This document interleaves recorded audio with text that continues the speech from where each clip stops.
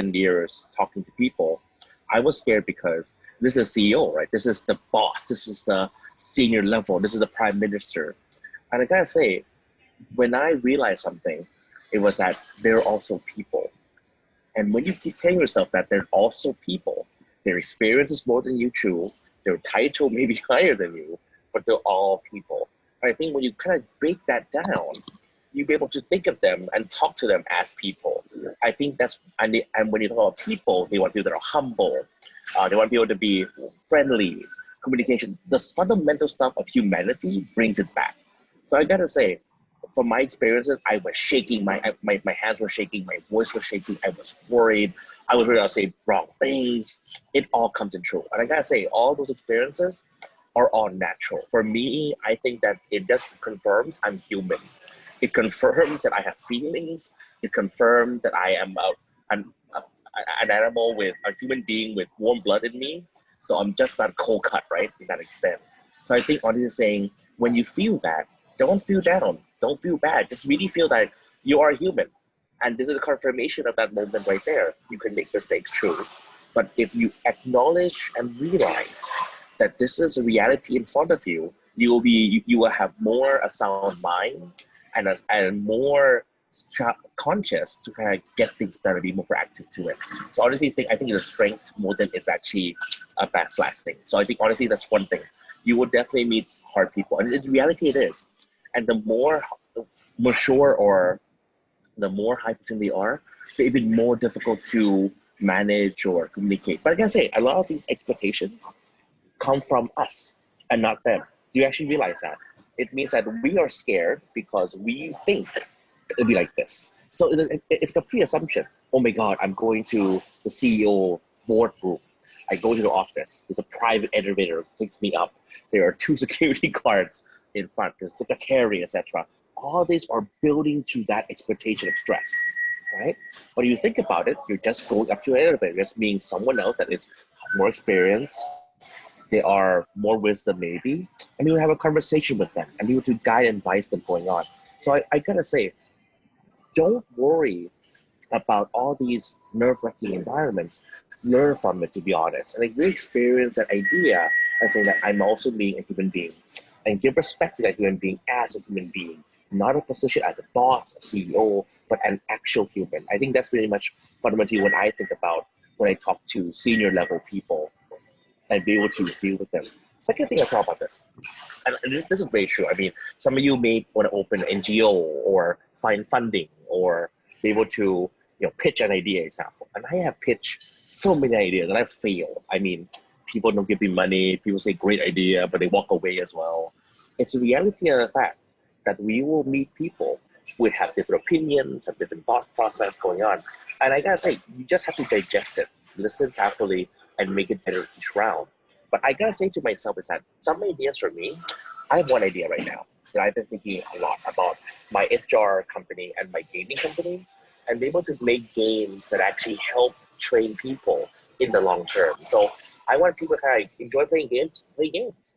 But you can also learn the skills of business or finance or living life or the good norms, I guess, say the idea. So this idea I've been thinking 2 years, walking around, even in the Obama Foundation, when I went to meet all my friends there, I have a chat, hey, I'm doing this, I'm doing this. And I gotta say, it's a country of eyes. So it's not what they say, I look at their eyes, how they glow or not glow, or they're curious, or they're interested or not. And I gotta say, that is something for me, it's a confirmation of thought. So you will meet people that will say that your idea may be stupid, it's not mature enough, etc. That also is possible true. But it is not about the one person that negatively talk to you. It's an overall perspective. So for me, if I talk to 10 people, and I mean, 7 people, 8 people, I grow. I'm pretty okay with that. People could actually make a things to ideas and on. So it's an overall spectrum from my point of view. It's not like, oh my God, I have one great person saying amazing things to it, and then one other bad person saying that, oh my God, it's a terrible idea. It's a spectrum.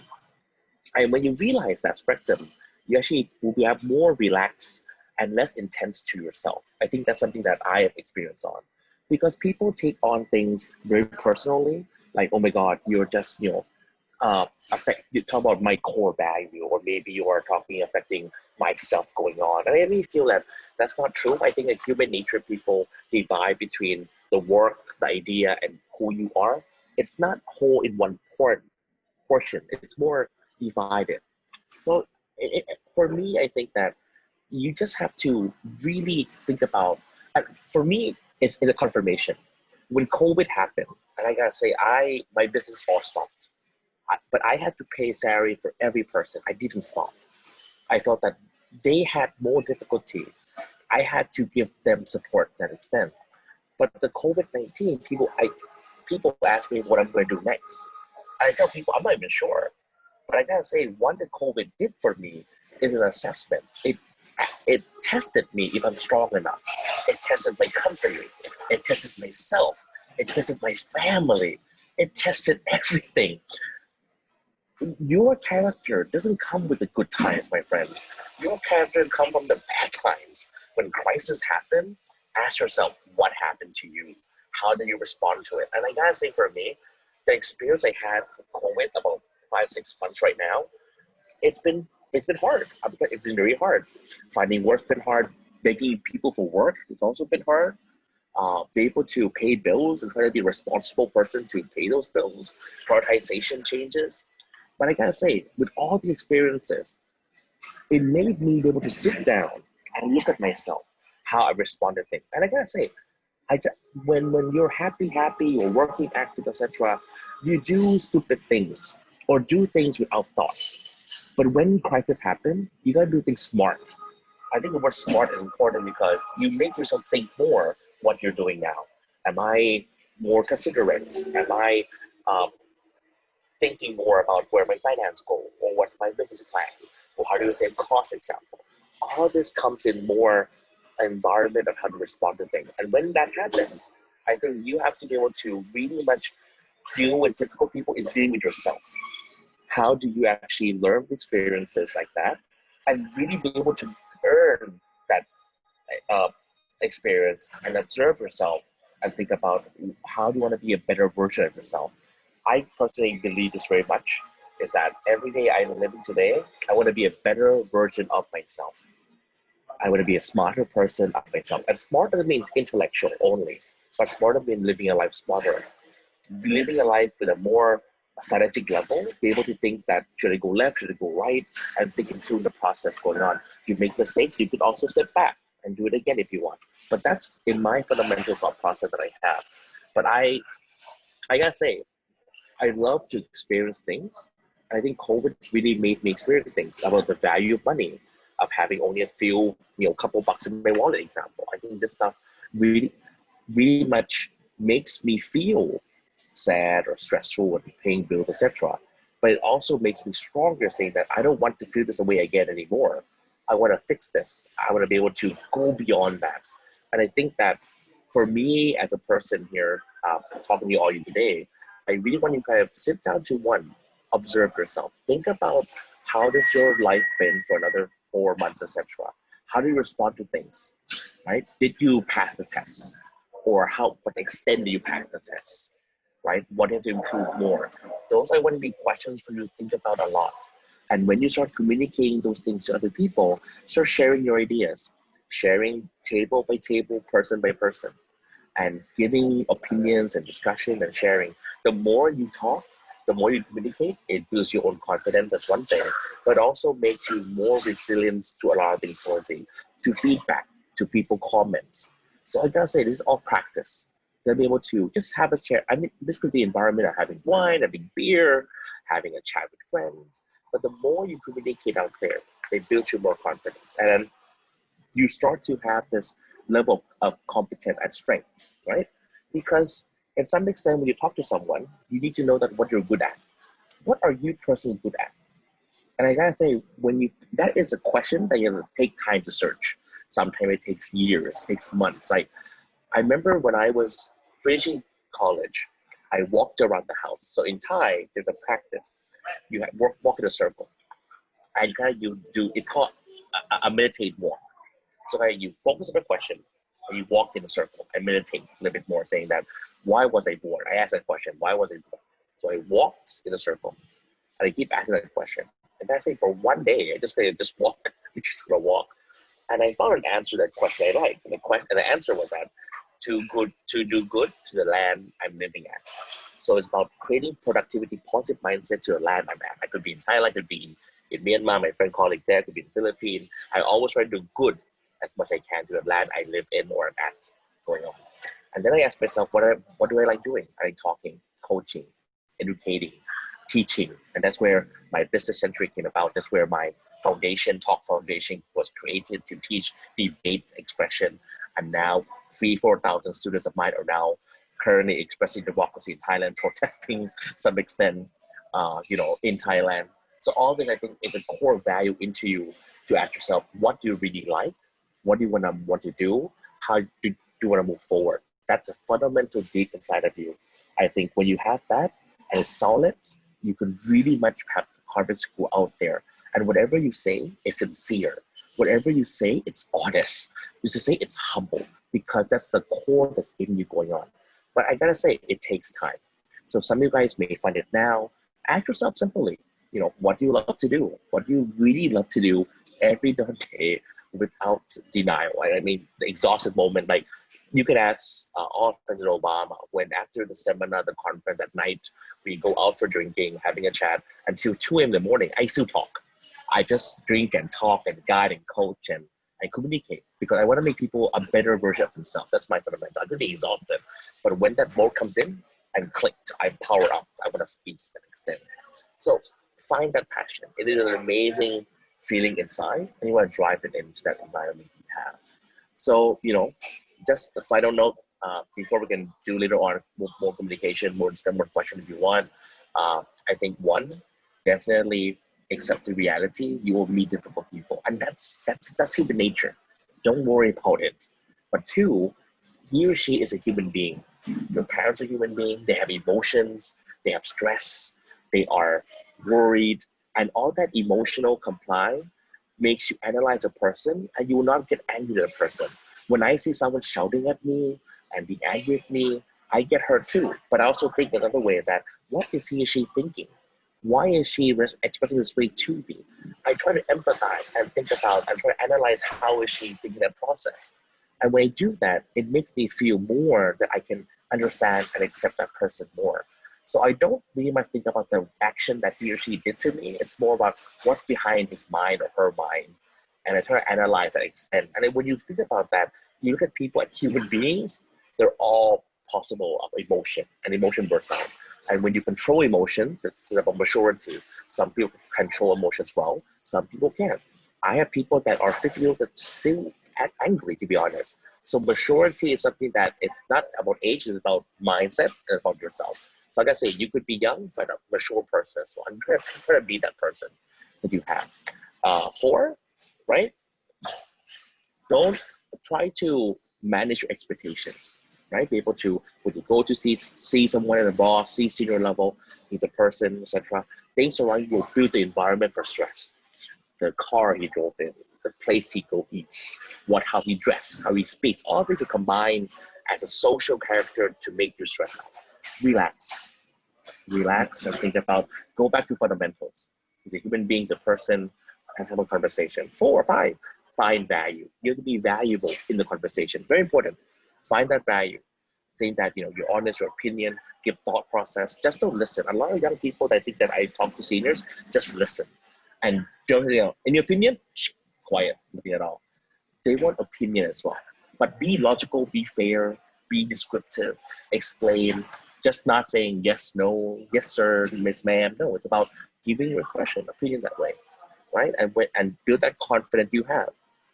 And, I just want to be able to say that you guys have the potential of all times. If AWES have seen that potential and you're here today, you have an option not to join the session. You have an option to actually eat pizza or go to Manila Bay and enjoy yourself if you want to do so, but you're here. So that's a first step of your decision to come here and spare time and conversation and talk with us. That is one step. And this 30 people you have is your personal choice. I gotta say, you made the choice to come. Now make the choice to be a better version of yourself. Be stronger because you can, because you are making that choice that you have. So I'm going to stop right here. I definitely, there could be questions afterwards or etc. I'm here for about an hour-ish, just to everyone going on, but I would love to engage you guys more later on. My life is an educator, and I guess educating is a part of this. So I guess when AWS said to come speak, I will always say yes. Amazing. Thank you very much, TJ, for that. And to everyone who has a question already, who have been sending me, don't worry, we'll get to that later. Continue sending me, continue pondering, right? If you can walk while you're holding your cell phone around the house, just like TJ said, meditate. Wow. Just prepare your questions, okay? So with that, I would like to introduce our second speaker. All right. So a short story about this speaker. This is my first ever speaker here at AYES, which is part of my community group in the Obama Foundation Leaders Cohort. Oh my God. I can't explain to you how lucky I am to be able to invite her here, to be able to share her stories, her battles, and just overall, life's work. Okay, she is the first woman coordinator of the National Youth Congress and served as an elected president of the Yangon Youth Network for 2 terms. An advocacy lead at the Asian Youth Peace Network, AYP, she was awarded by the Emerging Young Leaders Award by the Department of States in 2016 for her positive contribution for social harmony, and Women of the Future Southeast Asia Award for effective communications towards young people. Oh my God, right? This person really embodies principles. I would like you to listen to her and be able to ask your questions along with TJ. Let's all welcome my co-Obama leader, Miss Shunlei. Miss Shunlei, welcome. Welcome. Thank you. Thank you so much. Thank you so much, Joshua, and the team for organizing this amazing, team up. Like I also listened to the TJ, and it's been really pleasure listening different experiences. So hello guys, I'm tuning in from Yangon, Myanmar. I'm Tinsa Shonlei. You can call me Shonlei. So yeah, so regarding this question, regarding this how to handle difficult people, that's something I've been wondering about like since my young age, since I turned 16, 17, when I started opening up my career, like when I joined in a new career as a teacher. So I used to be a teacher. I was trained. I attended a university called Yangon University of Education. So I was trained to be a high school teacher. That means I have to be a teacher for the teenagers, like around 16, 17, 15 years old. So the first thing we were taught is how to handle kids, how to handle teenagers, how to handle students in that age. So that was something I learned, and I was so lucky enough that I learned some basic psychological facts about the human nature, as well as how to be a good teacher. When I was young, when I was around 18, I was taught to be how to be a good teacher for the 16 and 17 years old.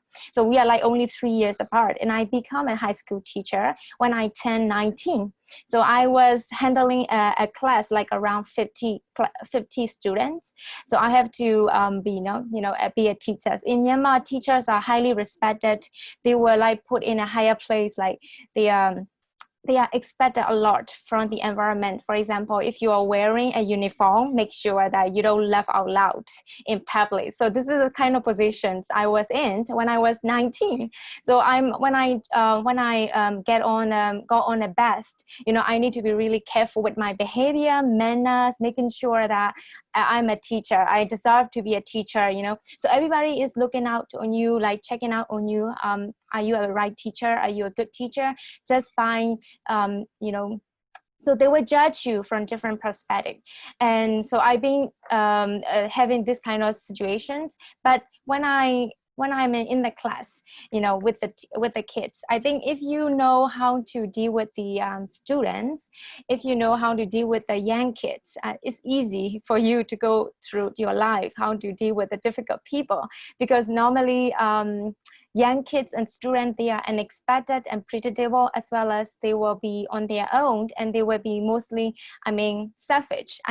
Selfish means they will think about themselves first. This is their nature.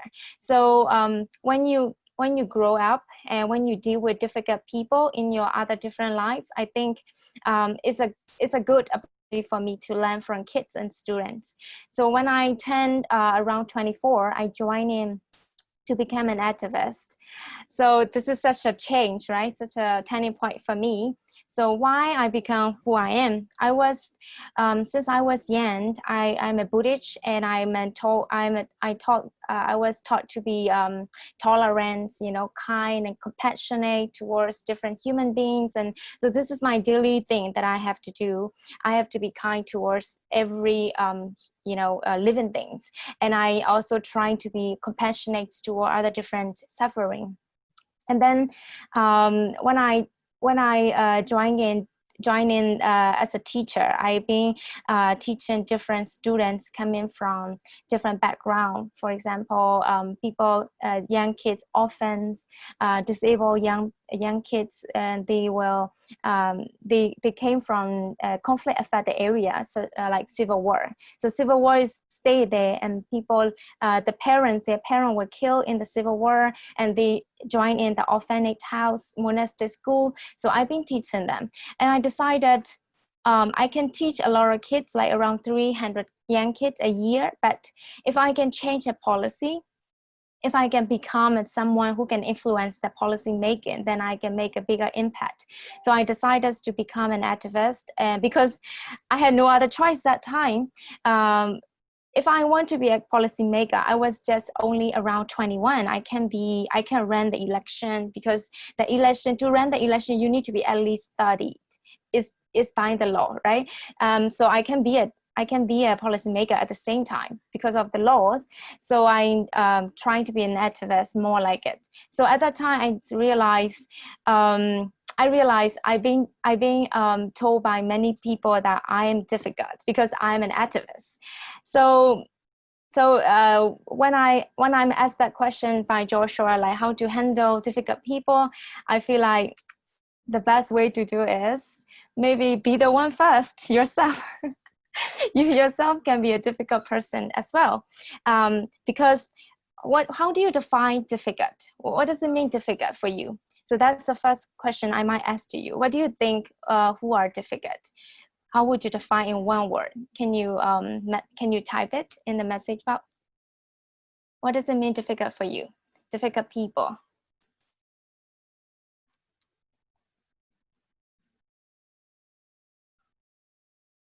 Yeah, stubborn, unreasonable. Yeah, close-minded persons, and compromising, and responsive.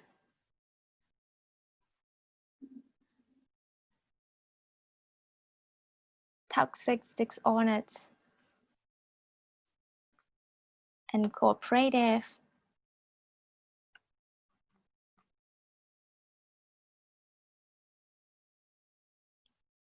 Yeah, I agree with all these words.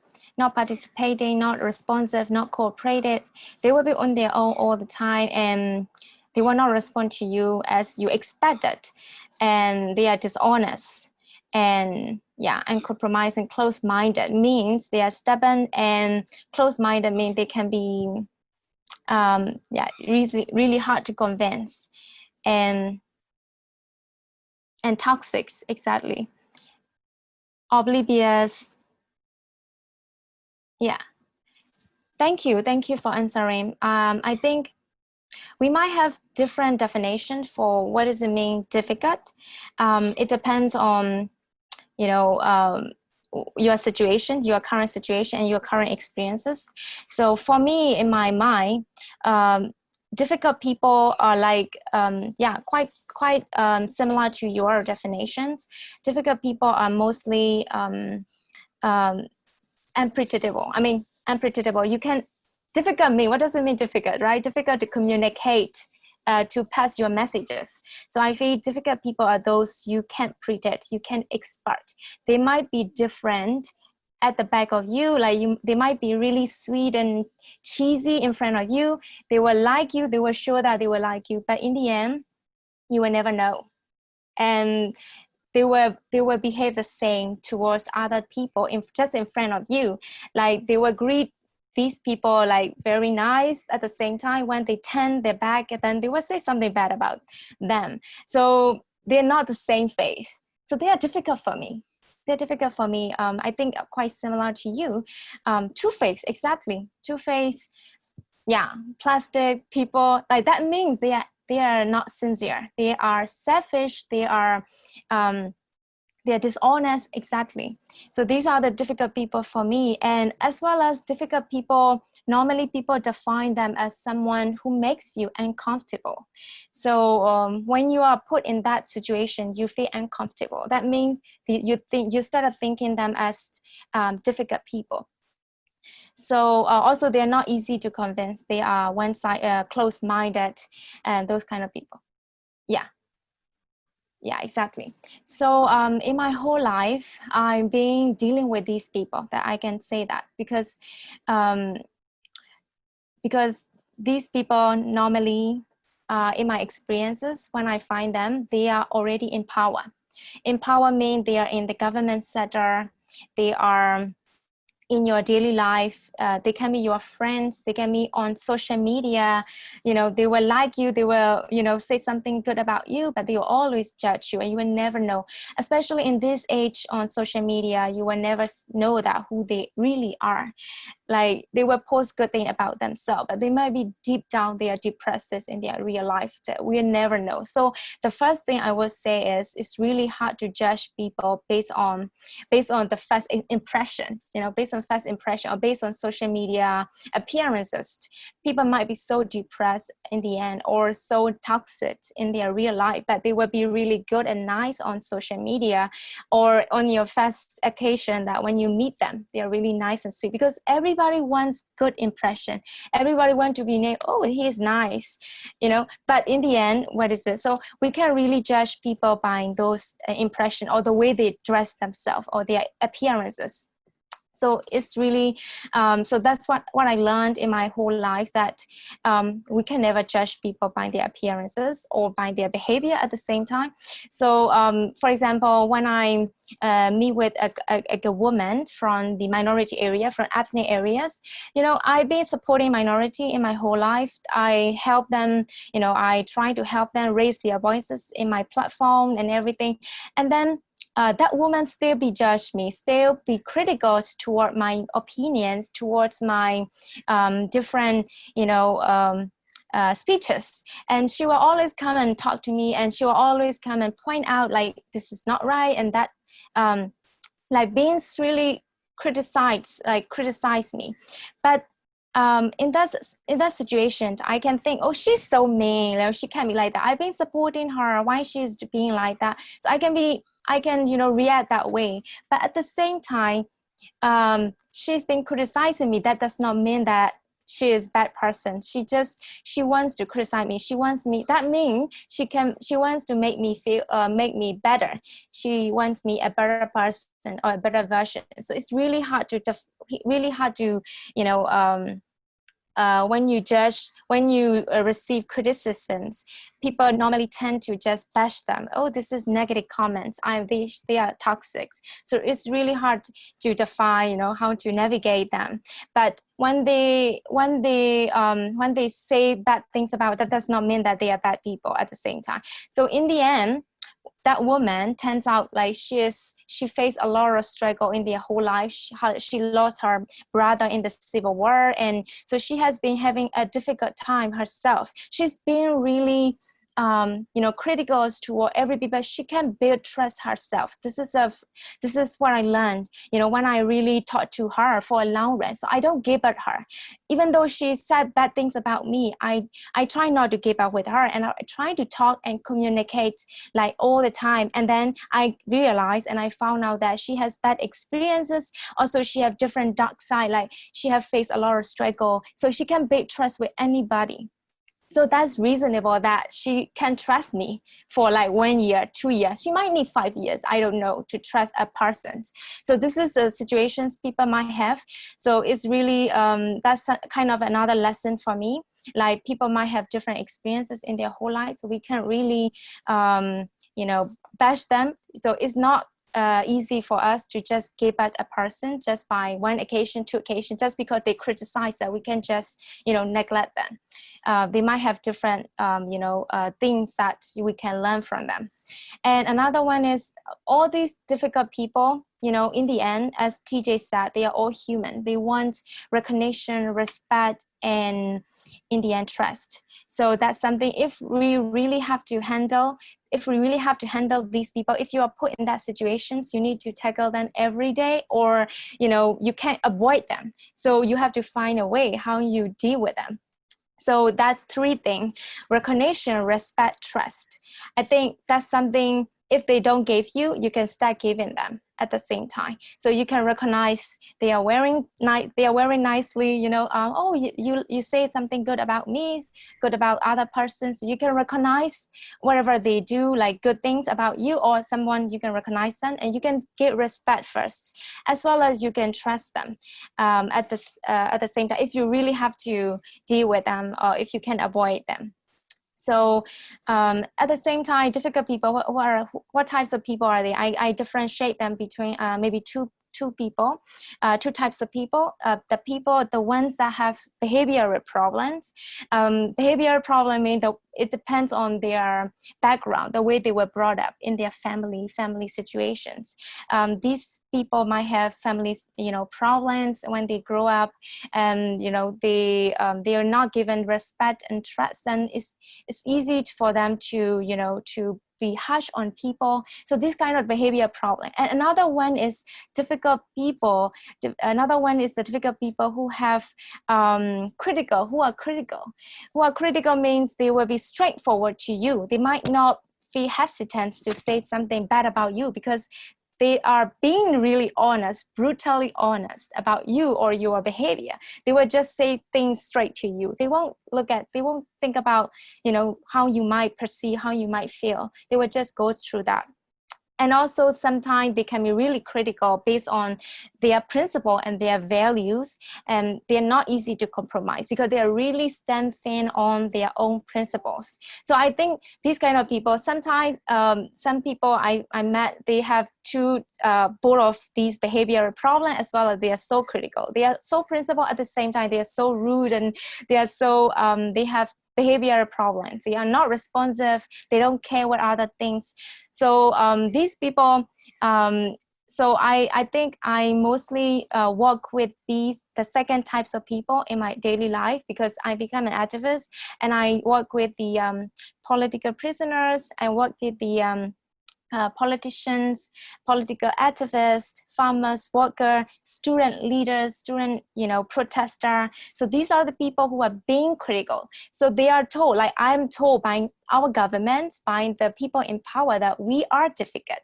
We are difficult to handle because they can't convince us that their policies, their ideologies are good for the country, because we have our own ideology, our own values for democracy and human rights. We will stand firm on it. We will defend minority. We will defend the ethnic, religious minority. And, we will not tolerate anything that could impact bad on towards these community. So this is our principle. And if they did bad things about them, then we will be, we will call out them, and we will stand against them, their plans and project. And they will say like, these are difficult people, so hard to handle. And these are like troublemakers. So these are the attacks that we've been receiving all the time. So when you say difficult people, that's something I was really, curious. That's why I asked that question, because people have different definitions. Government might have different definitions towards difficult people. And the other things I would say is like, it's about the power. When you deal with these difficult people, how would you respond? How would you interact with them? So nevertheless, they are difficult or easy. If you are yourself, if you have your own power built for yourself, you're not movable. You're not movable. Nothing can move you. Nothing can change you, because you build your own power. So anything, whatever they react on you, you will be yourself in the end.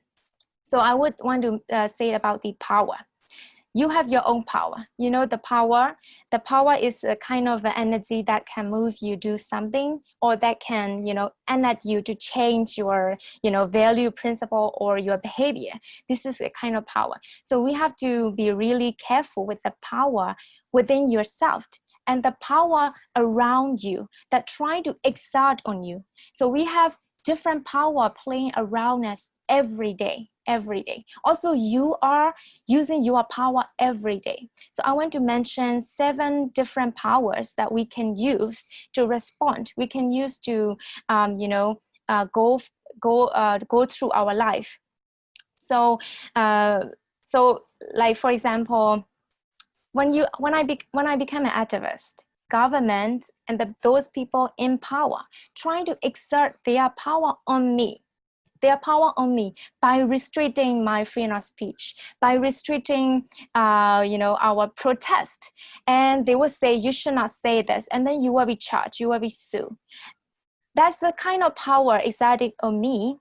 So that means, so I'm told that I'm not to be, to exercise my right to freedom of expression, then I have to restrict myself. So then activists and the politicians, we refuse this power, and then we say, no, this is our right to express ourselves, and we will go through this right. So this is a kind of a power that we have to deal with. And so there are 7 different types of power that you can use and you're using. The first is the legitimate power. So when you are a father or a teacher or a daughter, you have a legitimate power. It's an automatic power that you use every day, because you are given this power as well. Because you are a father, so people will listen, like your kids will listen to you, because you are a teacher yourself, you know, regardless who you are, but the students will be automatically listen to you. This is the power you're using, as well as you have coercive power and reward power. Coercive power is a power that you are using, you know, a physical kind of coercion towards the other people so that they can restrict you. So they jail you, the government trying to jail you, or the people trying to, you know, beat you. This is a power, and then you feel straightened and you give up your powers to others, because they use stick, they use imprisonment, and you give up your power, and you lose yourself. And the reward power is another power that you can use as well. So people reward you for you did something good, for you having a, you know, something good about your project, and then people will say, people will reward maybe in a financial form or in barter forms. That is something very powerful. At the same time, when you are a master student, when you are an experienced teacher, then you also have an expert power. So you have 5-year experiences, then you are told you are expert, then people will give you that power automatically because you have that experience. At the same time, you know, information power. When you have this different short information, when you know something about that celebrity, you know, then you tell that information about the celebrity to your friends, and your friends were likely to believe it, because it's a kind of gossip form. You gossip about them in a short term. At the same time, when you work for the project, then it's also, you have that information about that project in a short term. So it's the information power. As well as you have that connection power, all about networking. When you have different network, big network, then you have that power. And the last one is reference power. When you are a woman, when you express about something that you face as a woman, then you can say, I'm also a woman, I understand that.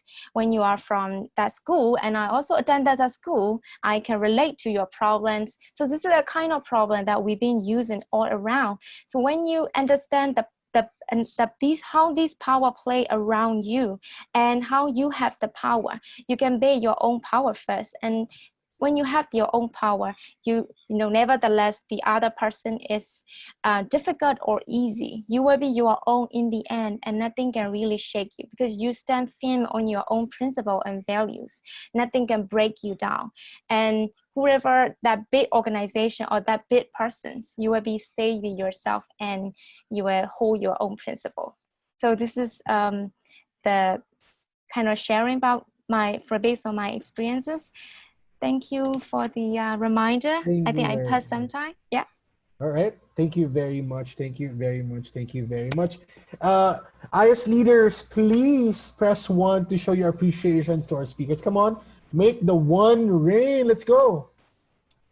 It's the afternoon. Thank you very much. All right. So I'll do the first question for both TJ and Shunlei, and then afterwards the audience will answer. If you had, TJ and Shunlei, if you had an opportunity to have a dinner with someone, alive or dead, who will it be, why, and how will that conversation go? Right? Yeah. All right. Anyway, anyone can, maybe TJ can go ahead, and then Shunlei can answer afterwards, right? Sure. Wow, that's an interesting question, to be honest. I think, honestly, for me, would like to have another dinner with Mr. Obama. I think we were at the forum, we met to meet him, but I gotta say, I was so inspired by his conversation, his dialogue, his way of thinking. So for me, I think President Obama would be much someone that we'll have a conversation with, to be honest. So I think that's something that, for me personally, you know, someone that level position and how much humble he is and how much he's sharing. I mean, I think all of us as Obama leaders, 200 of us in front of him, be able to really see the energy that when he shares discussion, you see his eye contact. But when it becomes a smaller table, I think it will be an amazing experience to see that, you know, that intact you had. I gotta be honest, just a little bit more, but when I had dinner with former Prime Minister of Thailand, Dr. Thaksin Shinawatra, which is currently outside Thailand, I went to China, I met him, had dinner with him. I also had the same inspiration as well. When you get to meet people with our life experience, with difficulty and challenges, you really learn a lot of things. So that would be my question. I think definitely all of you should definitely have more dinners and talk to more people that are experiencing you and gain that contact experience and become yours. Amazing. So at the same time, also the one last Saturday and this morning, there's always one Obama leader that would want to have dinner with either Michelle or like Barack, because they really feel the sincerity, the vulnerability, and the inspiration oozing through him that you also want to be able to inspire others around you. Thank you very much. How about Shunlei? Who would you have dinner with and why? And how would that conversation go? Thank you. I've been thinking who I should be going dinner with. I think I should go dinner with Aung San Suu Kyi. Okay. Aung San Suu Kyi, she is the current state councilor in my country.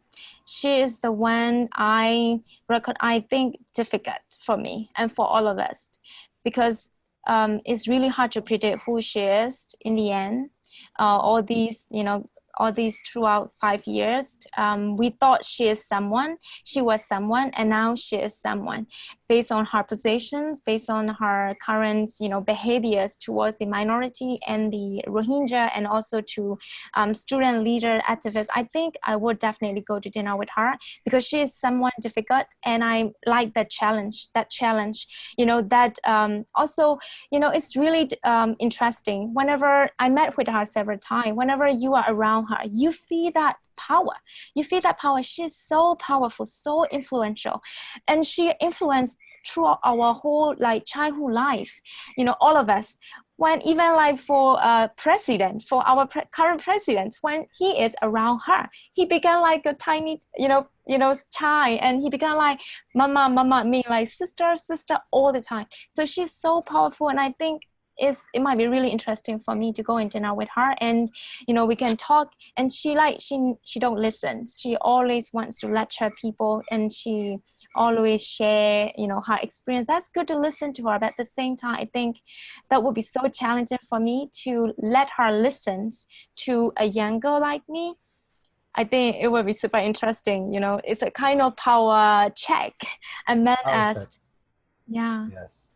So Aung San Suu Kyi is, for everyone's information, is your state chancellor, like a prime minister, something like that. She's above the prime minister. She's above the president, actually. She's like the de facto leader. De facto leader.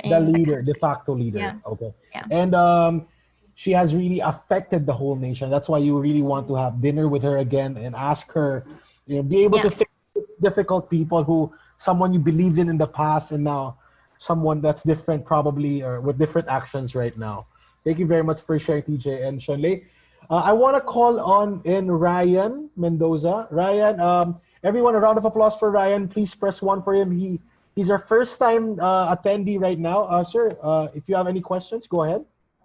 Oh yeah, I have a question for Sir TJ. Sir TJ, go ahead. Yeah. If ever you had any detours before being successful in your gaming company, if so, how did you handle those kind of detours?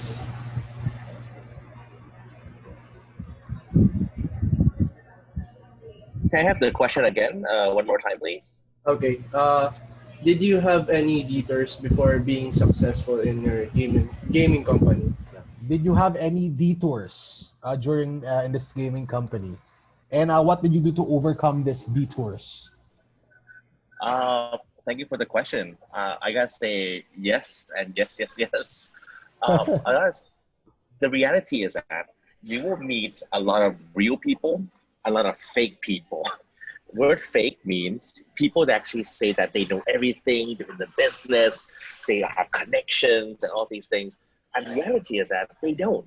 They're just actually speakers. I'm not sure you guys can imagine with me people that you talk to like, oh, I know this person. I know people that are much more into the talk and not in the real doing of things. For me, when I was in the game company, currently in the game, I do business development, I find partnerships. We had a detour, honestly saying, people come in say, we want to invest in your company, we want to put some money in, etc. We had to pause some time to really much go after these opportunities. And we actually ran in the experience going on. But what happens is that they all fail.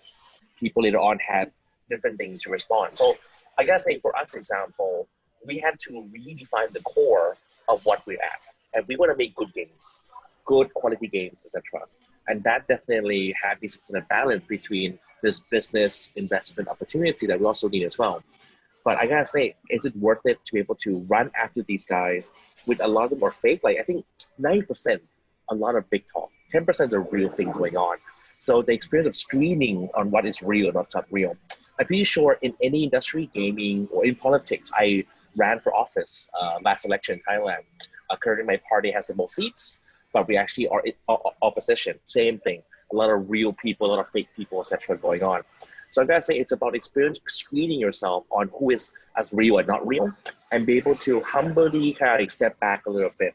I would not like for me. I think that was my experience of doing things. So the game company currently has in China, we're in Shanghai, we're in San Francisco, we're actually in Thailand, and we're in Russia. We have 4 offices around the world, and we have nearly 400 people that are in the game company.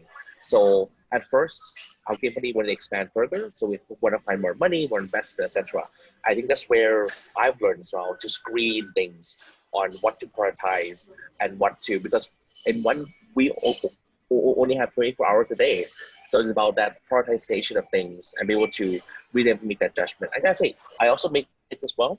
So sometimes, but being fair to yourself and say that with the time that you had, with the thought process you had, you made the best decision possible. To be able to kind of really focus on that and just like, and when just like, okay, move on, let's move on. For me, it's not about finding the root of the problem.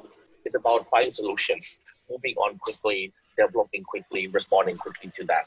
So I don't want you guys to think about, you have a problem, you gotta think the solution, you gotta find like in human nature, everyone thinks like a problem must find root cause. Problem must find root cause. For me, it's my problem, let's find solution. Root cause, top out later when we have time. Now we don't have time, find solution, development, fix it, improve it, engage it, that kind of thing. That's my point of view. So, yep, Detroit did have. We work to fight off and then be able to be successful more. Right? How about any other follow-up question you want to ask, or what's good? I think it's good. Thank you. Thank you very much for your question. And we'll go back again to the Philippines. I think we have someone here. Let's see. The lucky person will be Patrick Gonzalez. Go ahead, Patrick. What is your question? Thank you. Good afternoon. This question could be answered by any of the speakers. Okay. What should For be both of the speakers? What should be the most important legacy that we should leave in our community or in our society?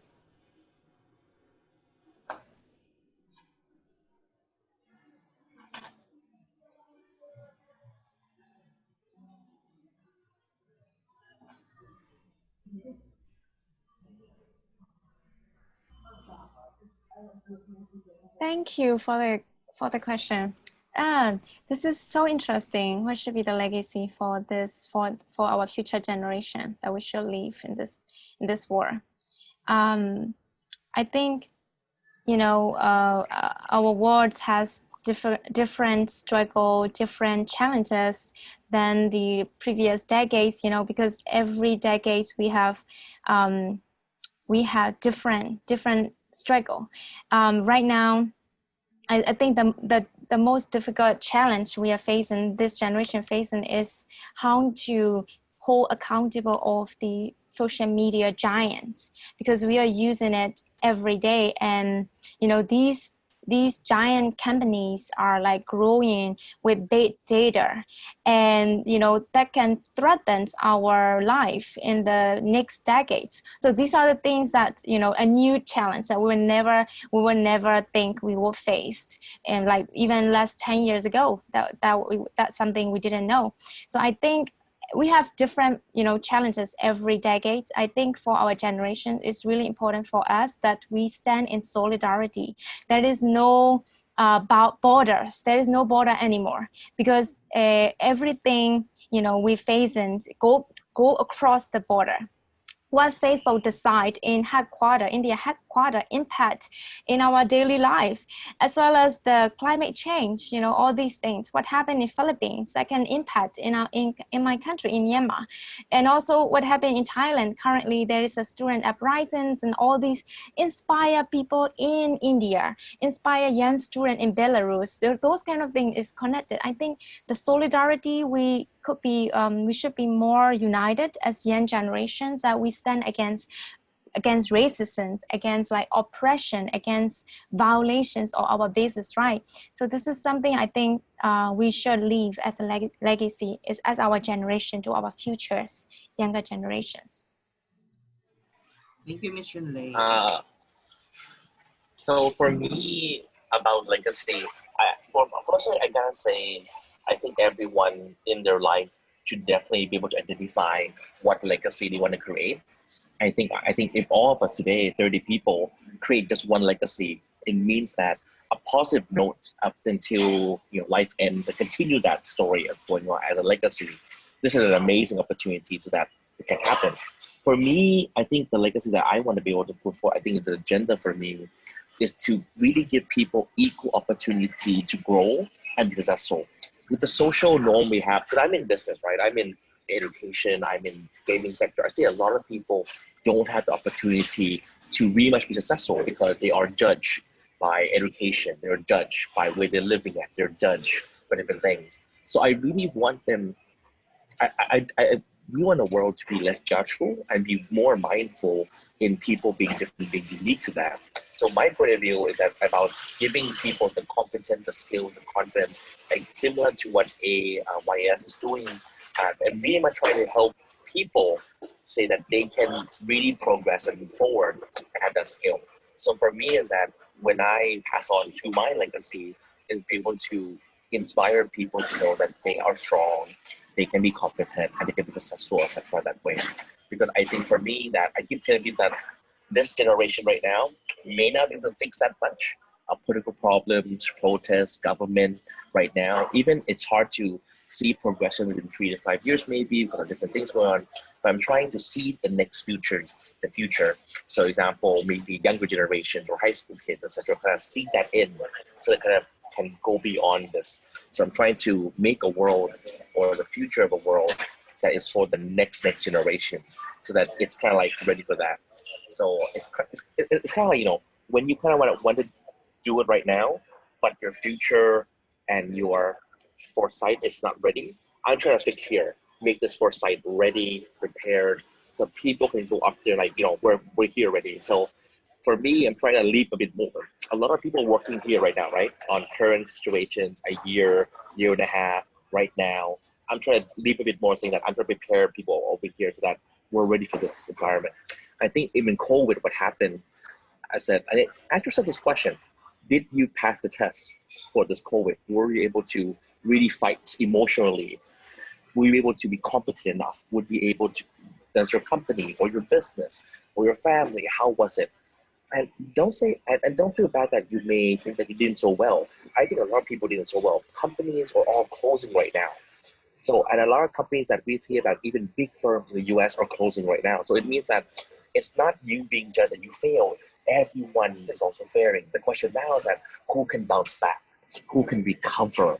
So I think honestly saying, trying to train yourself, kind of reprogram yourself and bouncing back. So that's the legacy I want people to think, so you can bounce back. You can be progressive, that thing. And that's hopefully the legacy that I want to bring about. So example, when I had high school kids in Thailand protest, literally high school kids in Thai uniforms, going to the Ministry of Education and protesting was an amazing experience. It's mean they want to bounce back. They want to change something. They want to drive the environment. And I think that's where that power, when you look at it, it feels so much power that you think that if they're doing something, you have to do something as well. And I think that power of synergy has to be created in that legacy that I have. Thank you very much, Sir TJ. No follow-up question. Amazing, amazing. Thank you very much for that sharing. We'll go first with Miss Sandy. Sandy, you there?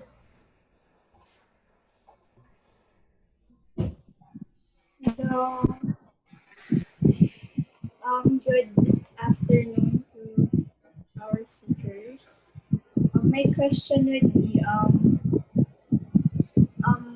we're all, at this moment, we're all having some issues with our respective government, particularly in how they run it and the system that they follow. So, how do you encourage your fellow countrymen who are already losing hope and who are already reached the point that they are not already believing that change is still possible, or improvements within the system can still be made? So how do you encourage those people to still believe and to still have hope, and to encourage them to join and act together in order to change the current system? Thank you very much, Sandy. Yeah. I could go you want first, me to repeat? I guess. Sure, go ahead. Go. You got it. With Thailand having protests and a lot of things you may see in the news as well going on, I think the question is, firstly, you have to analyze a bit more on the current protests or motivation of things, right?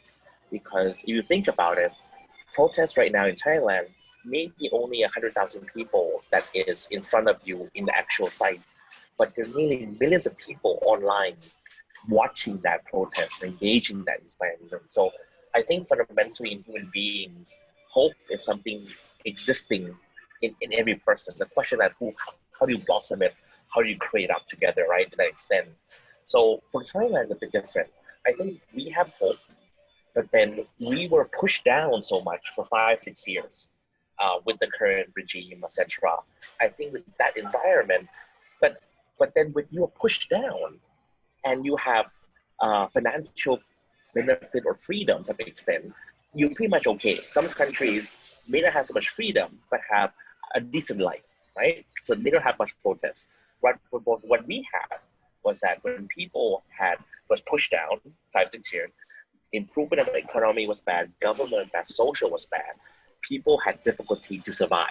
So that survive mode was much more a human nature, right? Survive mode. How do you want to fight back and how to be able to engage the environment? And when people engage, it happened first online. So social media, people saying negative things or angry things right online. So this happened I think in the Philippines as well as other countries. And that's why the government tried to knock down the social media.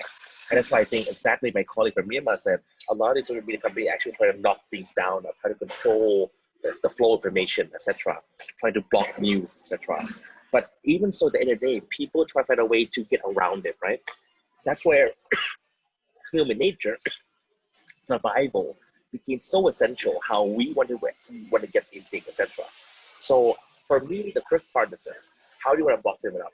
I gotta say, it's happened by role models. It happened by small group of people showcasing themselves. I think when you saw college, high school kids putting 3 fingers up in Thailand in schools. When we saw small young kids going to protest, we asked ourselves a simple question: what am I doing? Right? And I think that comparison reflection happened between a small group of people doing it and be able to creating a movement saying that even the young is coming up more. How do you respond? So first thing is about building that belief and faith that we can make a difference, we can drive change. How much change, I don't know, but we can drive change. So it's not a yes or no question, it's more progression, right, of things. And when you tell people that you can go there to express yourself, to push change on the table, we're not sure it will come or not, or how soon it will come, but we gotta go out there first. So when that happened first, so the first protest happened with only 100 people, but online, 100,000 people came. When it came online, the last one we had in Thailand, with 100,000 people in front. Online was 8 million people online together. So you can imagine like the world today in having that whole conspiratory, it's a bit different than just before on the road specifically. It's on the road and also online, on social media, Facebook, Instagram, Twitter, all these things. So I think when you build hope, it's by the model of role model. You gotta be able to showcase yourself out there and showcase that you really much believe in the core value you have. But for me, very importantly, is have your principles right, have your core value right. If you want righteous is very important in my point of view. You need to be very honest with yourself. Are you here for a good reason or not? If you're here for the right reason, go directly for it. And really believe, and ask your question also. I ask my question all the time when I was in politics. Am I in the right party? Do I like this party? Am I okay with this party? I gotta keep asking myself to confirm that I'm on the right track. I believe in this belief going on, right? Because people will try to doubt you so many times. Why you're there? Why are you here? Are you sure? And that doubt is created in your mind. So they'll be able to really show confirmation that you're on the right track. And that keep going straight forward to that. That's my answer. So pass it to my colleague there. Thank you. Thank you for the question. Your question really made me feel like emotional because that's something we've been facing right now in the country. We've been encouraging, especially young generations to take part in politics. And there are many reasons for the young people why they are not interested in the politics anymore and why even they don't go out and vote because the election is coming up in November in Myanmar. And many young people say, I'm not voting. And they have a strong reason why they are not voting. And as a young person who are trying to bridge them up and who are trying to raise awareness, I understand why. Because the politicians, current people in power, depress them. They are not doing enough what they are supposed to do. So young people feel really depressed and they feel like, especially, it's not because of the capacity, it's not because of the capability, we can understand that. It's about the will, the political will and the attitudes toward democracy and human rights. We voted our government in 2015, like 70%. It's like landslide victory for the current ruling party. It's such a huge revolution. And then they fail to meet a minimum standards of the, basic democratic practices. And that really makes us feel like, a double down because people expected them to deliver, democratic practices, awareness raising about business thing, business right. At least they might speak up about them, even if they can't do or they're not capable, they don't have enough experience. At least they will speak up. They want to, but it didn't work that way. So many young people, progressive people, they are really depressed. And I also impact. I also have that kind of hopeless feeling. I feel I lost my way. I don't know where to go anymore because it turns out opposite for us. So how I'm doing right now, right? I've been really struggling that kind of depression with the politics. At the same time, I've been encouraging the young generation that nothing is permanent. I mean, these situations will go away sooner or later.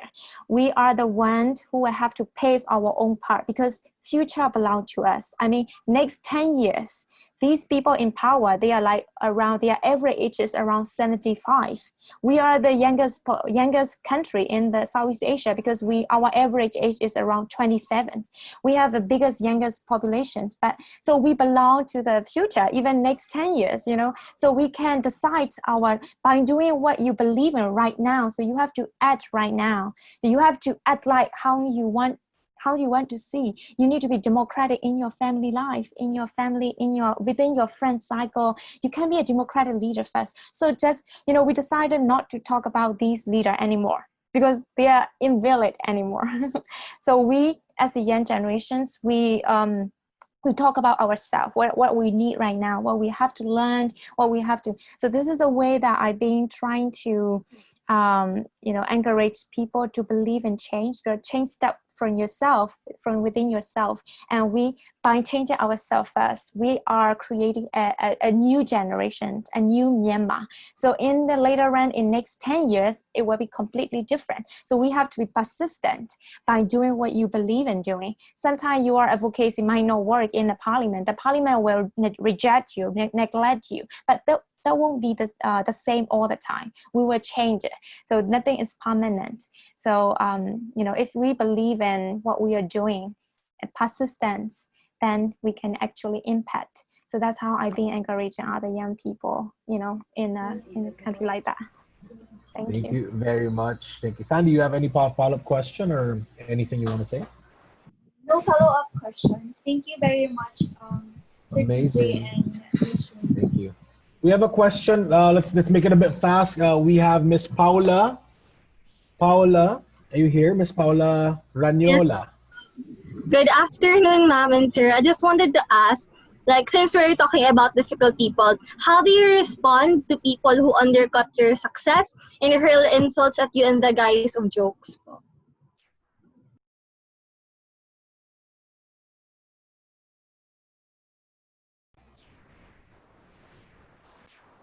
I will go first, TJ. Yeah. So there are a lot of people who will wait for your failures. You know, if you really are going, you know, going through breaking different ceilings as a young woman or as a woman, as a young person. So there are many people out there, even from your close circle, who will wait for your failure, who will enjoy reading hateful comments about you.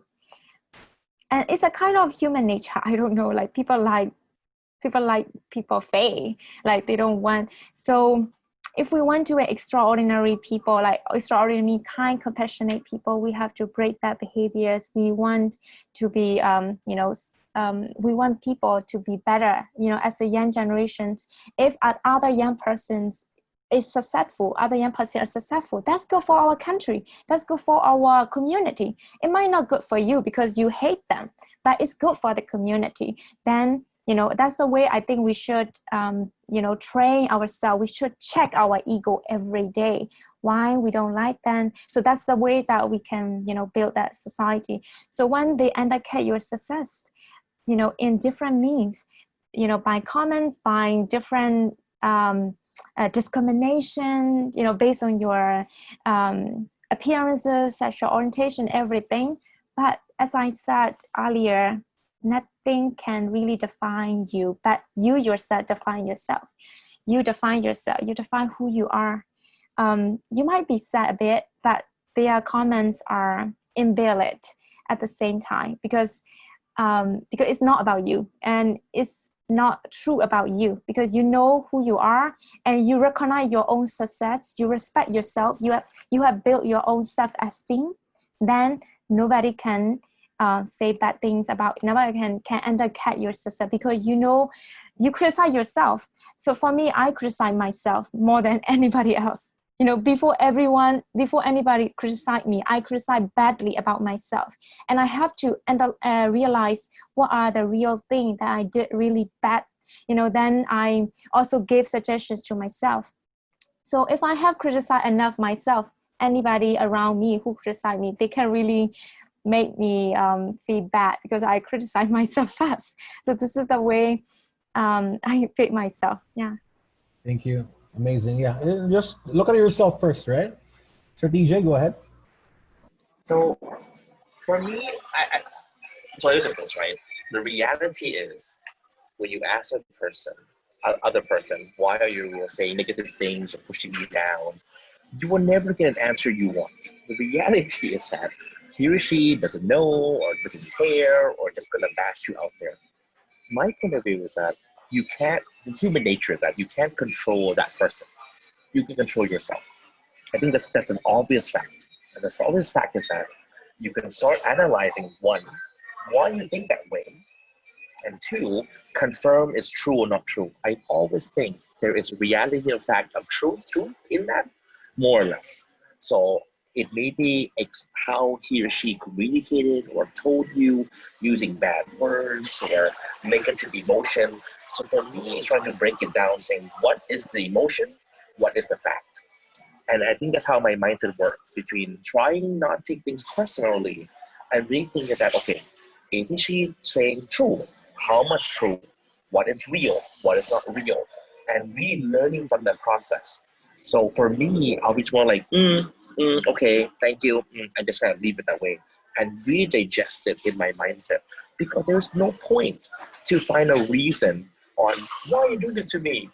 Because I gotta say, there's no way he or she will find an answer that is okay to you too.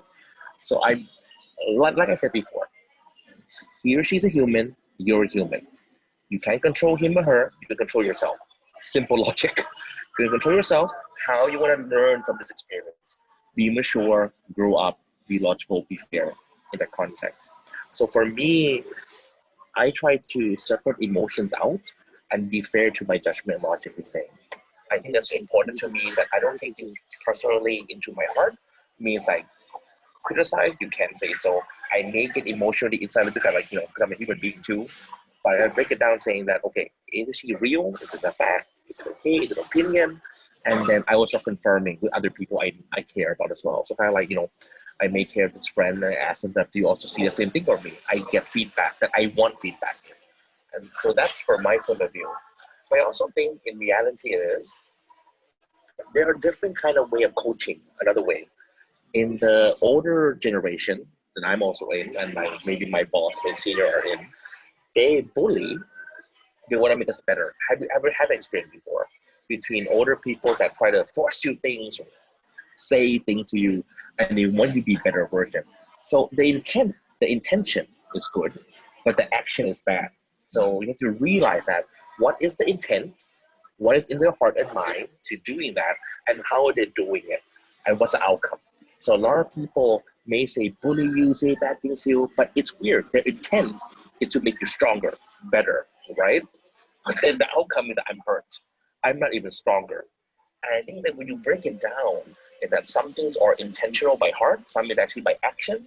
You start be able to realizing things that he or she saying this may have different intent and a different action and may different outcomes.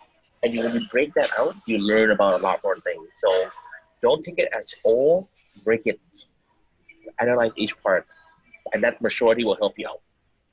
Thank you. Amazing, amazing. How about Paula? You have any follow-up questions or we're good? Follow-up questions po. Thank you. Thank you. TJ, I know we're running short on time. I want to ask you this question in behalf of the leaders, and then maybe after I can ask you for a final message, okay? So we've been talking about, getting hurt about other people's judgment of you because you did something. What is the biggest tip you can give these people who are now becoming paralyzed and cannot even move forward because they have fear in other people's opinion or judgment? So they can't even take that next step to make the mistake. They're just stuck in the place. What's the biggest thing that you could tell them to conquer other people's opinion, to allow them to be able themselves and to move freely? Thanks for the question. I think, in my point of view, if you guys are stuck, and I gotta say this happened to me as well. I just want to show you a story here. So in my own condo, my own house, my housekeeper stole stuff from me. So stole a lot of stuff from my house, cash, all these things. And I doubted myself so much. Doubted towards that, am I smart enough? why a person that is may not be intellectually equal than me, they want to beat me and steal from me, example, and I couldn't move that much easily. Uh, I didn't want to go to work. I didn't want to meet people. I felt like a failure. Okay, and it was like maybe a month just staying home, just thinking about all these things. I couldn't get out that bracket until my mom said something to me, and he said to me, "Is that TJ? You're still remembering that person that made things bad to you. I'm pretty sure that person forgot you already. And it means that a lot of things in your brain, you have to realize is that this is your life and your journey. If you make your life journey a part of other people's life, they will control it. They will control it because you made them control it. And you're going to keep a Rika telling me that, hey, slowly do it. So I'm not telling you to go, if you're afraid of bungee jumping, and go bungee jumping. That's not my point. My point is more like slowly realize that this is your choice. You can make that difference. You can slowly walk your pace. Some people walk slower, some people walk faster. That's absolutely fine. But if you don't go out there, you can never experience and build that confidence. It becomes a loop. A lot of problem for me, it's like this, right? It's like, I want to go to the fitness and get fit. But I don't want to get, I want to look good before I get fit. Is that kind of weird? It means I am fat, but I want to get fit first and then go to fitness so I can look good with other people too. It doesn't make any sense to me. And that's, I had to make that choice that I had to go out to experience it, to interact, to meet people. Slowly do it, okay? When you're not comfortable, you go back. You're comfortable, you go a bit more further. But I gotta say something, guys, that one, if you believe it or not, you may doubt yourself, but there's someone beside you, your family member, your mom and dad, your friend, that God heck believes in you more. Isn't that weird? Someone else that is third party believes in you, but not yourself. Come on. Someone that is not even you believe in you. And I swear to you, think about that person. If he or she believes in you, then heck, you're to believe in yourself. And push that power out and try it. Engage, interact. You will fail, and that's human nature. You'll be difficult, that's human nature. Go back to the same logic I tell you guys. This is your life, this is your mind, take it slow. You need time, you take a bit more time. But for me, it's about moving forward. Sometimes 3 steps, sometimes 1 step, but don't stay still. You gotta be able to always move forward to be a better person. Because if you stay still, I have a problem that it's not progressing. You wanna progress every day. So today, think about it. How you wanna move forward? You can move forward a little bit, that's fine with me, but always in the move forward mentality to the extent, and you'll be fine. If I'm a person here in Thailand, seeing your faces in the Philippines or other countries, I have faith as you as well. I'll be honest saying, if this Zoom thing, you can hear my voice, it is honest, it's sincere, it is humble, you guys can do it. I sincerely think so, personally. And I really think that you just need to have faith in yourself, believe in yourself, and test that faith. And keep testing that faith until it becomes a behavior, becomes success. Because success is not going to come like that. It will take time in the progress to that for anything you have.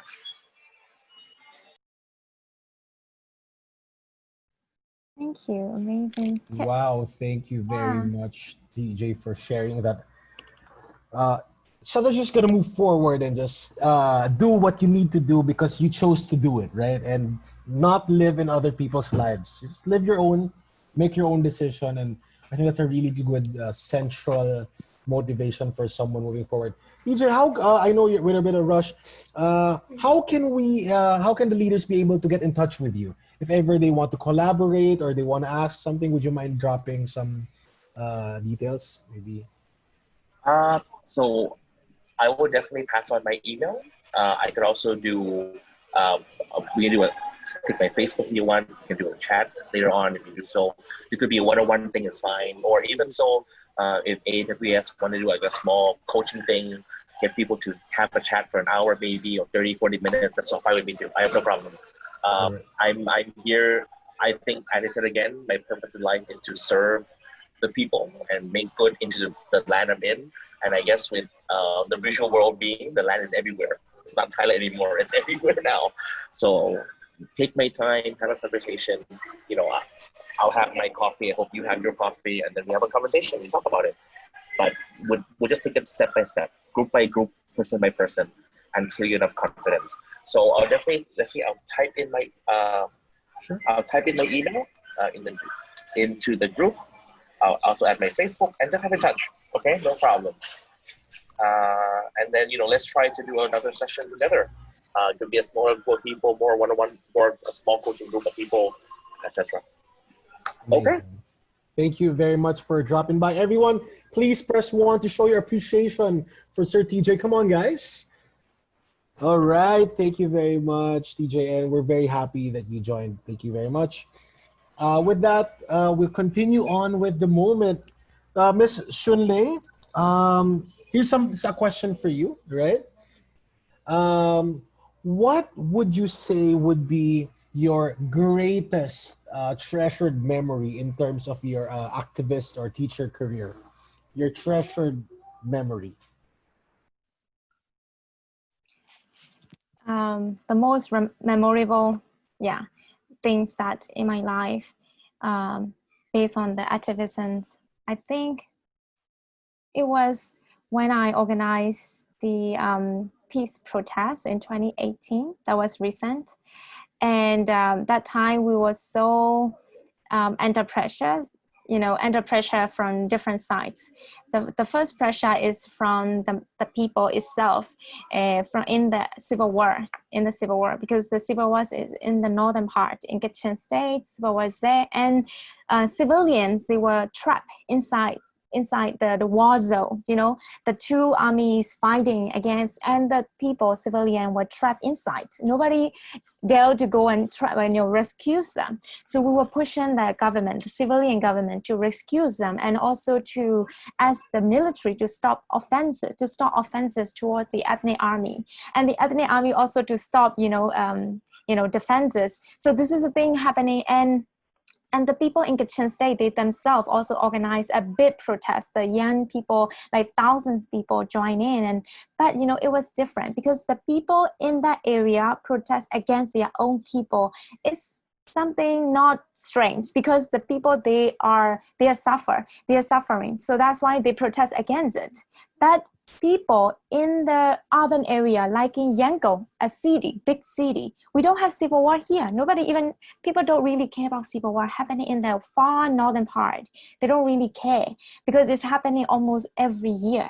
And so, but if young people like me, who are like, a teacher, who are volunteers, who are like a speaker, international speaker, if I protest something about it, then it's something big, because, oh my God, people not even in the conflict area, but in the urban area protested about it. So that's something pressure that I feel I need to organize this. I feel a solidarity.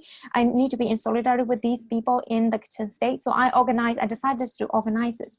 When we started organizing, we faced a lot of struggle. We faced a lot of pressure from the government side, from the police. They threaten us. They said, we're gonna come and arrest you, shoot you down, those kind of things. But in the end, we refused the power. They excel on that. They threaten. They try to intimidate us. So we refused that power, and we decided to continue that. So many people joined, around 500 people gather in front of the big supermarket. I was one of the organizers, and then we shout our heart out, like about, against the civil war. We want people to be safe, even though we're not directly impacted by this conflict, but we feel really bad about this. Is in the same country. It's a shame that we still have it. So we organize this, and we receive a lot of, respect, and also, applaud from the minority group, but not from the majority group. Majority group, they don't like us at the same time. So it's a kind of a test myself. So I know that I will be attacked by my own background, because I was raised in the military. So I was raised in the military. So military people, they don't like ethnic armies. They don't like people protest. They don't like people's movement. So I got a lot of attack. My family also got a lot of attack from my own background. But that was worth it because I show my humanity in my young age. And that would be a history. That would be a legacy for my future generation that I didn't stay silent. You know, I can tell my younger generation and my grandchild that, you know, I did something about it, even though I couldn't stop it fully, but I was not silenced. That would be a history. So it was so important for me that time. I should do something, and I really add on that. That was memorable for me. And that's a kind of refusing power, you know, claiming your own power. So it's about power, you know, power struggle. Yeah. So that was the memory for me. Thank you very much. When you say, tell us, can you paint us a picture when you say struggle in terms of government versus the ethnic, rural, urban? How does it look like? What type of struggle is it a hidden struggle, or is it the government is waging publicity about it? How is the situation? In that protest, for that protest, yeah, the struggle was the government didn't permit the protest. So that means they came prepared, fully prepared. So they came in with a water canoe, all the vehicles they have, and they position around 100 policemen around that area. We feel like we are the big mafia, you know, a drag, you know, kind of mafia. So they came and trying to arrest that. But we are just peaceful protester against civil war. We want people to be safe in the northern part. That's the biggest demand that we have. So in that day, you know, around policemen are around and they were trying to stop us. And then in the end, we were charged. So I was charged for 2 years, and I faced the trial for nearly 2 years. I went to the court for every week, and Wow. I trying to fight against our own government that this is against constitution. We don't like it. This is our basic right to protest. So it's a big struggle for us.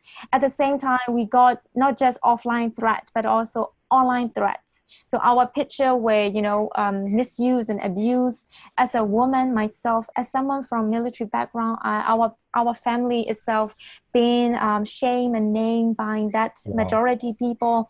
You know, they'll see we are the betrayer to the military. Even though we were raised inside the military, now we are protesting against the military. So something like that. And so it was such a, you know, kind of a bullying, like online bullying, for the whole week. And then I learned a big thing from it, because that experience gave me a bigger skin, you know. So when I got attacked next time, I don't really care at all, because it will disappear after a week. So, you know, I know myself, I become stronger. I become stronger with these attacks and comments, hateful. They will be online, they will be offline, but that does not matter. In the end, I did something right for my generations. It will be historic, you know, kind of movement for us.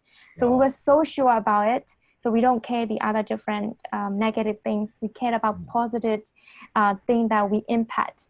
So we stand in solidarity with the minority. Minority become more encouraged that, oh, we have majority people like herself. She stand with us. So they feel encouraged to stand against the oppression. That was so powerful. Yeah. Amazing. And even one person can make a change that way. Yeah. And the minority would feel like these are the people who are not related to us, or even originally from the other side, is now talking about our struggles. Yes. It gives them voices, right? It makes them feel heard and feel represented, correct? I think I want to call on Mr. Manuel Mapa. Manuel, would you want to share a thought or two? Hello. Hello, can you hear me? Yeah, you're good. Yes. It's actually related to the whole idea of like privileges and, you know, how people are when it comes to perspective. So my question was, given that, you know, different people enjoy their own unique privileges, how do you get people of different worlds and different privilege on the same page when it comes to changes moving forward? Like, a recent example, for example, would be Or double. we've heard of the Black Lives Matter movement in the United States. I believe it started as a way to protest the way people of color, particularly Black people, are being treated by the police. Um, but people with different opinions would say all lives matter, which is a true fact, but that wasn't the real issue. And then it became very, very heatedly debated. So yeah, that's the context, I guess. Thank you.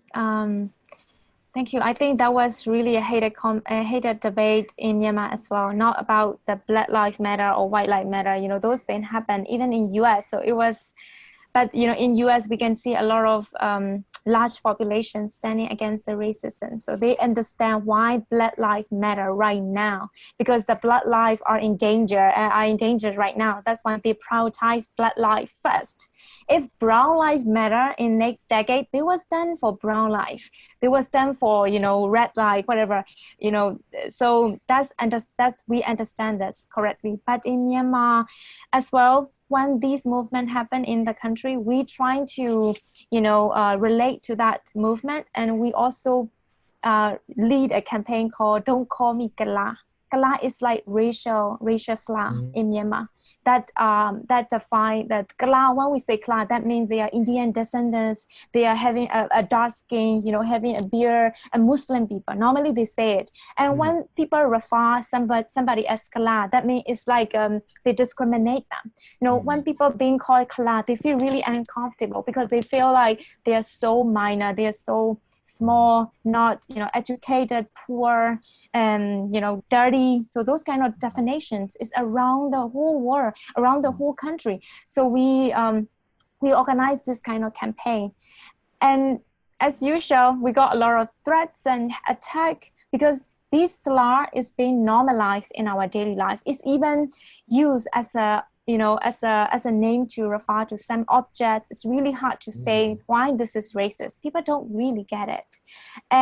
But I got a lot of attack for like 2 weeks, 3 weeks, because I also support those campaign organizer as a Burmese woman, as a Buddhist. I'm not called Kala in my whole life, but I understand that.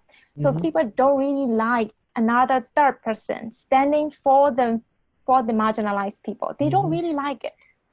If the minority people stand up, we don't like this, and people say, oh, okay, because they are feeling that they are facing this kind of struggle. That's why they are raising that. It's not strange. But somebody in between, a third person from the majority group, even one person stand up for the minority, really hate it.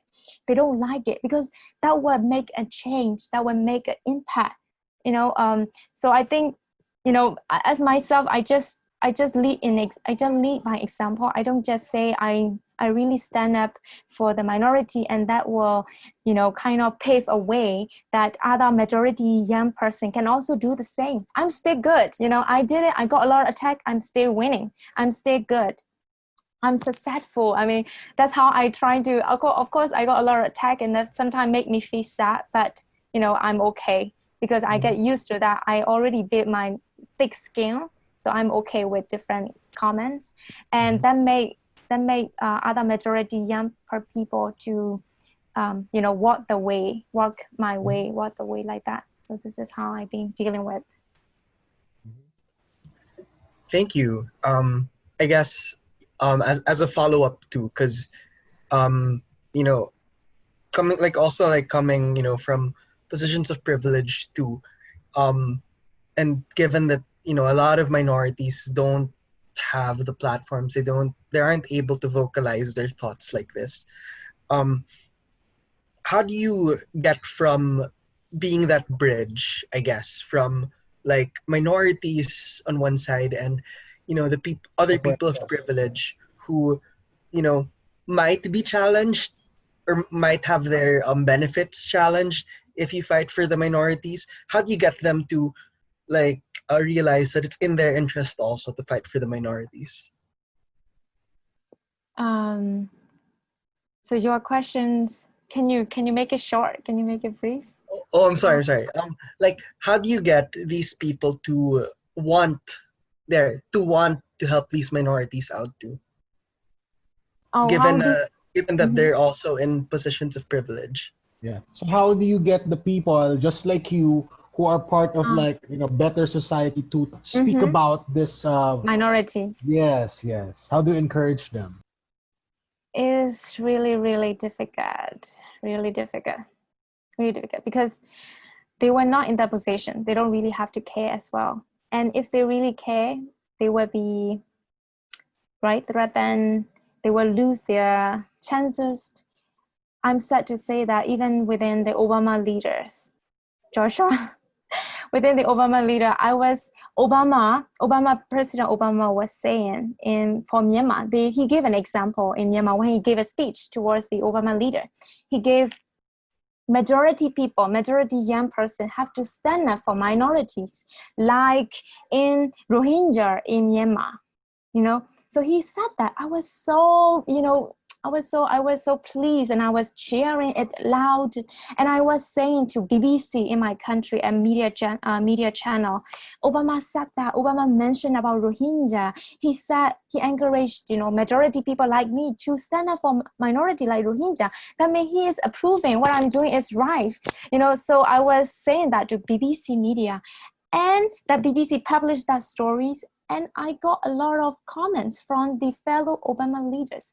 I mean, they are privileged people, and they don't like that to relate to the Rohingya people. They don't want that to be political. They don't want that to be so sensitive, because it's sensitive to stand up for Rohingya in Myanmar. So it's a long way to go, I must say. It's a long way to go. But I'm not alone. I'm not alone. We are stay small. You will be stay small society, but you are stay there. You are not like, you are stay there. I mean, you can grow. You have a chance to grow yourself. I think there was a change in our country might have, you know, in Asia, especially in Asia and Southeast Asia, we might have conservative system and conservative government, conservative societies. It might be difficult for us. But look at the European and US, there are a lot of people like us. You know, they stand for the minority. Black Lives Matter, joined by different celebrities, different presidents, and, you know, it's a new world. We can't stop it. We can't stop that coming. We can't stop that movement coming towards our country as well. And in the end, you will be remembered. You will be remembered. You were there in the first place, that you stand up for them. And I think it's really hard for us to, I think it's also important to raise awareness about privilege.